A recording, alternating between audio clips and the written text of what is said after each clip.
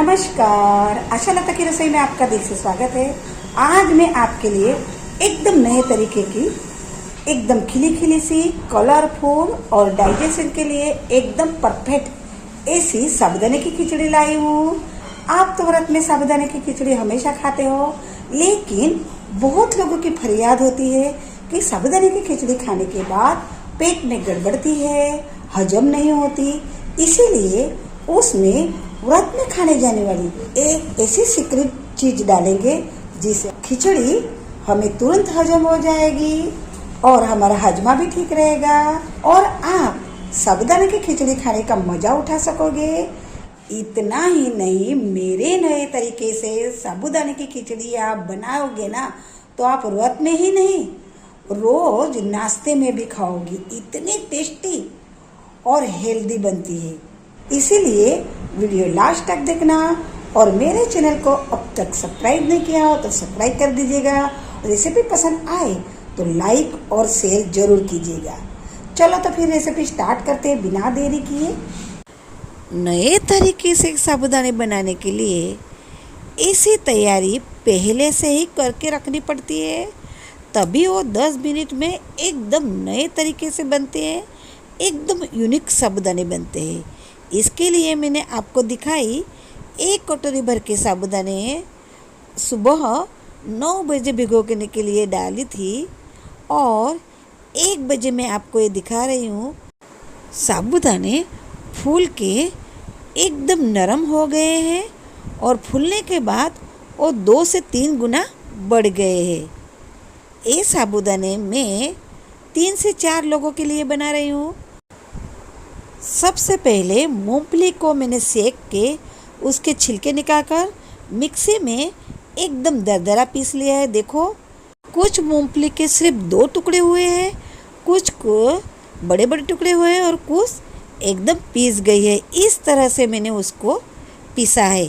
तो ये मूंगफली खाने में बहुत ही क्रंची क्रंची साबूदाने में अच्छी लगती है। सेंधा नमक लिया है मैंने, कड़ी पत्ता, लाल मिर्ची, हरी मिर्ची, ये बिल्कुल भी तीखी नहीं है। मीडियम साइज का उबला हुआ आलू लिया है मैंने कट करके और 1 से 1.5 टीस्पून अदरक मैंने कद्दूकस करके लिया है।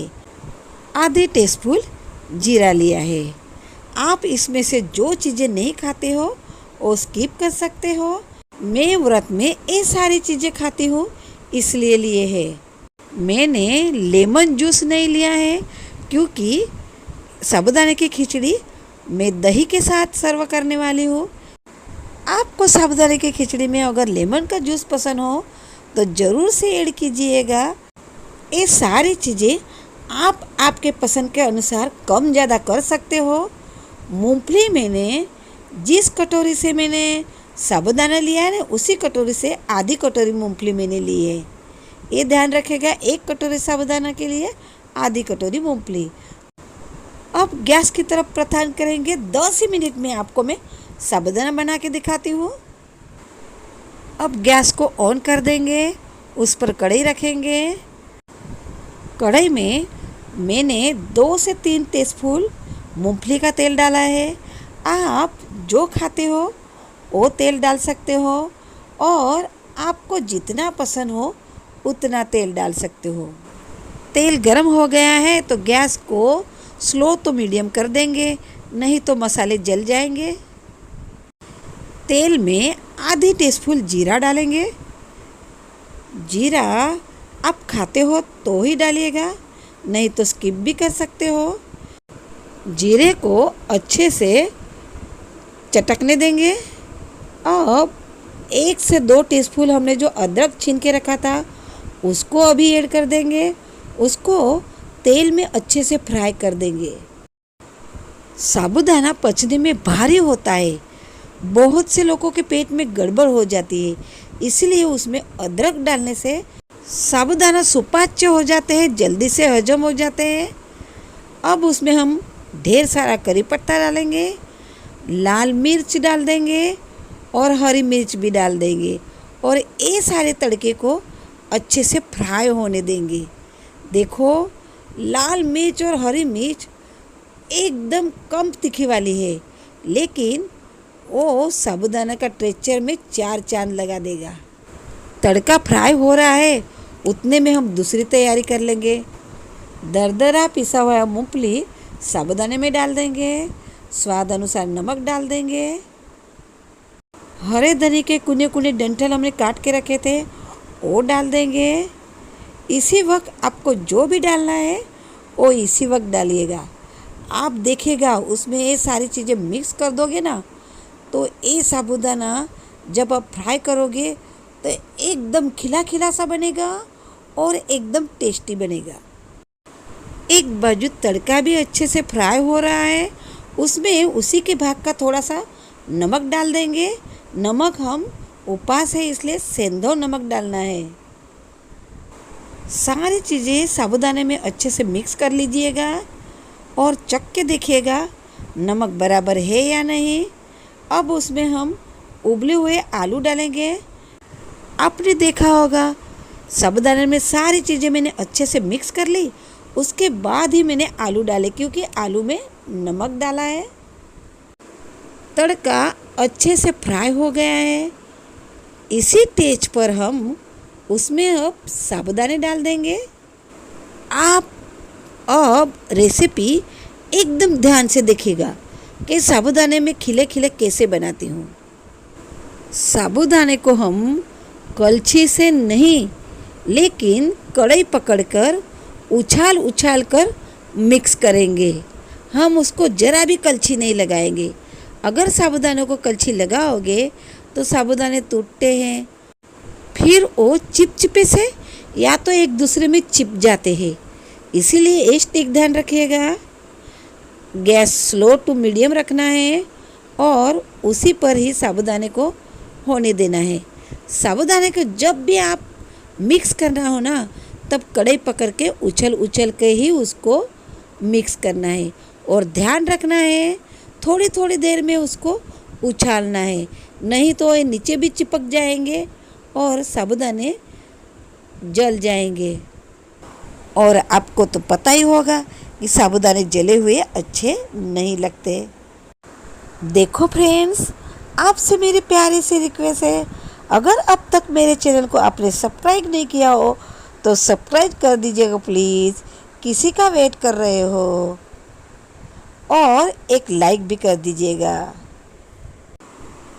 साबूदाने में जो हमने मूंगफली डाली है ना, कुछ अक्खी, कुछ आधी, कुछ पिसी हुई, उससे साबूदाने को बहुत ही अच्छा क्रंची क्रंची टेस्ट आता है और साबूदाना एकदम खिला खिला सा बनता है।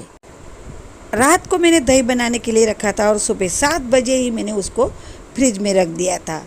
देखो उसमें मैंने कुछ भी नहीं मिलाया है, सिर्फ गर्म दूध एकदम गुनगुना बनाया है और उसमें दही थोड़ा डाल के बनाया है। उसको मैं ऊंधा करती हूँ फिर भी वो गिरता नहीं है, इतना गाढ़ा गाढ़ा दही बनता है। अगर आपको ऐसा गाढ़ा दही बनाने की रेसिपी चाहिए हो तो कमेंट में ज़रूर बताना, तो मैं ये भी रेसिपी शेयर करूँगी।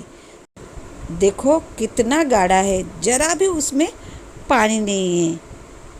ये मैंने भैंस का दूध का बनाया है, पैकेट का दूध का दही नहीं है। दही के वाइटनेस से ही पता चलता है भैंस का दूध है। इस दही को मैं अब अच्छे से फेंट लूँगी। देखो फ्रेंड्स, आपको ये रेसिपी कैसी लगी कमेंट सेक्शन में ज़रूर बताना और जय श्री कृष्ण ज़रूर लिखना। दही में अब कुछ मसाले करेंगे। थोड़ा सा चुटकी भर सेंधव नमक डालेंगे और थोड़ा सा भुना हुआ जीरा का पाउडर डालूंगी। थोड़ा सा तीखा वाला लाल मिर्च पाउडर डालूंगी।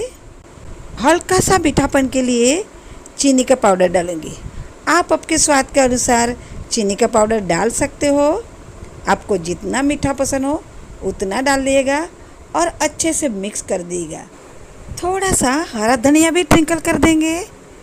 साबूदाने के साथ ऐसा खट्टा मिट्टा दही, दोनों का कॉम्बो बहुत ही अच्छा रहता है। साबूदाने को पकाते हुए 6 से 7 मिनट हो गए। साबूदाने अच्छे से पक गए हैं, एकदम खिले खिले से और कलरफुल साबूदाने बने हैं। ये साबूदाने इतने टेस्टी और हेल्दी बने हैं, बड़े बच्चे बुजुर्ग सब इसको खा सकते हैं क्योंकि हमने उसमें अदरक डाला है और अदरक से डाइजेशन अच्छा रहता है। जो भी खाओगे हजम हो जाएगा। ये रेसिपी का वीडियो आपने ध्यान से जो देखा होगा ना, तो आपका भी साबूदाना 10 ही मिनट में एकदम खिला खिला सा बनेगा। इसलिए आप ये रेसिपी कब ट्राई कर रहे हो? आपकी रेसिपी कैसी बनी और मुझे कमेंट सेक्शन में ज़रूर बताना। मुझे आपके कमेंट का इंतज़ार रहता है। साबूदाना खिला खिला सा बना है, इसलिए सारा मटेरियल हमने जो भी डाला वो उसमें अलग से दिख रहा है। देखो, मैं आपको पास से दिखाती हूँ साबूदाना कितना कलरफुल और टेस्टी बना है। आप ये साबूदाना व्रत में ही नहीं, सुबह नाश्ते में भी ऐसे डेली बना सकते हो। और आपके घर मेहमान आए तो मेहमान के लिए भी ये नाश्ता आप बना सकते हो। अब हम डिश सर्व करेंगे।